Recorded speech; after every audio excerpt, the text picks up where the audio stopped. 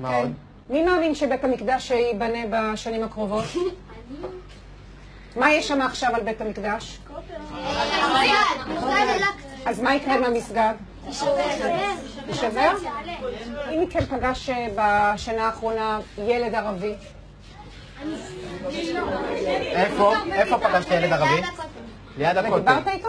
לא, הוא דחף אותי, אבל לא הלך. ומה קורה כשאתם רואים ילד ערבי? מה אתם מרגישים? רגשות זעם. זעם?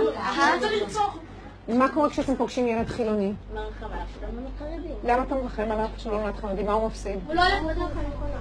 כשאתם חושבים על ירושלים בעוד 10 שנים, כולם חרדים? לא כולם חרדים, ערבים, חלק חרדים. כולם יהודים, ויש גם ערבים שהם עובדים. תהיה משיח, הבנתי, כן, מה אתה אומר? שמלחמה כל הערבים ימותו, וחלק מהם יהיו עבדים. קיבלת את כל הסיפור שלך.